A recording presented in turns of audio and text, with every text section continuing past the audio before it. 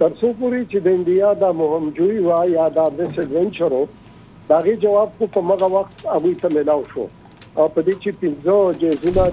دوی ډېر زیات په فخر کاوه چې رایفل بن سره دي هغه په کې درې او داغه نه علاوه یو C-30 او داغه نه علاوه یو مګ طیاره راو یو کوم دې ډرون دی چې اوس په یو بل زمونږ چې رینجرز دی هغه راو ورځاو نو دوه ډرونز په دې کې شامل دي د دې علاوه زمینی کاروایی کې چې یو بریګیډ کوارټر او یو بټالین کوارټر او د دې علاوه اوس د ویس پنی جنډي راوچتي شوی دي د مختلفو پوسټونو هغه دا غواړي چې زموږ کوم ځخمین دي یا کوم بړې دي داغه د اوچتولو راته اجازه راکړي چې په دې حالت کې چې وایي ټول موټو ترازی نو هغه ته به پاری باندې فایرینګ کیږي نو هغه دغه د پاره وسپینې جنډي راوچتي مطلب دا دی چې نقصان وتا ډیر رسیدلې دي یو خاطر پوسټیو رانی شوی دی بل خاطر مرګ جوړ لپاره ډیر شوی دا بل طرف ته دي ته وګورو چې راوي میډیا چې کما وړاندې کما هاي پی او کم دا وی یو دغه وار پرنځي وا جنگجویانا یو سوچو او ډیر ګوبندو پکې هغه ته وین دا وی چې دا چې ټول دا وی شوی دی چلان دي ګوري بل د مودي د طرف دا وی د وار کیبنټ اجلاس هم د دلته هم د سکیورټي زموږه کمیټه اجلاس ته نو پاکستان بار بار دا زموږه چې ډي جی اس پی آر دام وای او دا غنه علاوه سیاسي ویا هم دا وای چې موږ به انډیا له جواب ورکو په دې چې دغه وخت کې کوم دا جواب ورکړی شوی دی نو هغه دفاعي نیت باندې وو او دفاعي نیت کې چې زموږه دغه وخت کې کوم تیاری په هوا کې دی یا په لسارنه کولا هغه تقریبا چې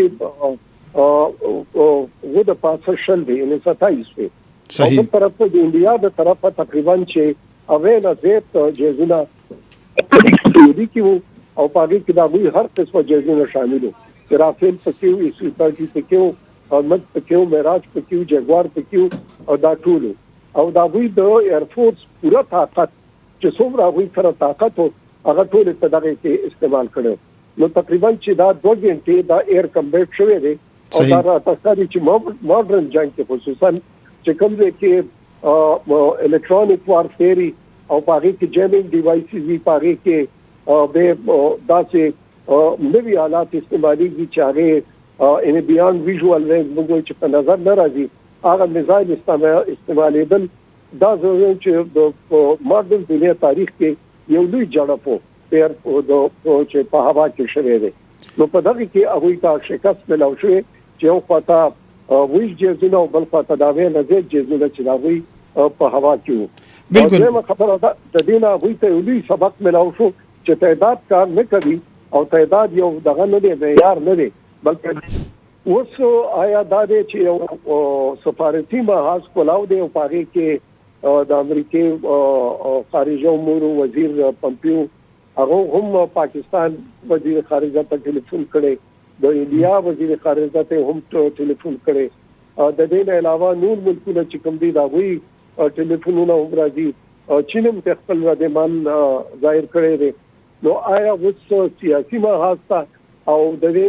د سفارتي محاذ او بل آیا چې د سکیورټي کونسل اجلاس دی او دا وی اجلاس په دی باندې کیږي کله کیږي دغه ته هم کتل دي او بل طرف ته دي ته هم کتل دي چې آیا زموږ دا جواب چې کومو دا کافي دی او کنه انډیا نور ایڈونچرزم کوي او داسې حرکتونه کوي نو دا غي په جواب کې د وړاندې نه پدې چې اوس پاکستان ته حق حاصل دی چې د دې په جواب کې د اقوام متحده د کوم اصول دي یا دا غي چې کوم چارټر دی دا غي مطابق جواب ورکول شي نو پاکستان ته دغه لاري مسکولاو دي درېمه خبره په کې دا هم دا چې آیا انډیا د دې نه پس یو لوی مهم جوړی کوي او کاغه کوي د سمندر د غاړي کوي او کنا زمونږ چې کوم بین الاقوامي سرحد دی هغه باندې داسې مهم جوړ کوي په دې چې ټیک د چې باول پورا او بل پتا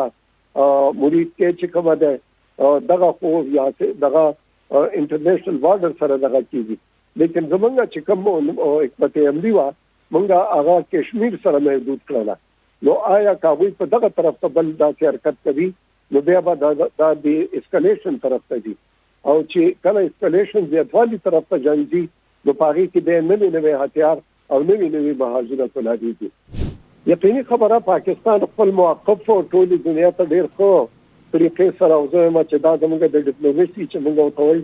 دا زموږ رومبای مورچا ده دا رومبای مورچا چې کومه دا هغه اوټریچ چې کومه نوري دنیا ته او حقیقت وي ته بیانونه وي ته خودل او بل طرف ته یو منظمه لار راځل چې د دې غیر جانبدار تحقیقات وشي نو دا غي د وجنه په پاکستان موقف چې کوم هغه دنیا معنا او هغه په جایزو او بل طرف ته د انډیا د طرفه یو قسم لا جنگجویانه سوچو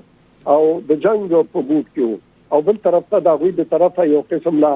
په خپل قوت باندې په خپل اقتصاد باندې او په خپل د اعتماد باندې ډیر ګومل چې پاکستان ته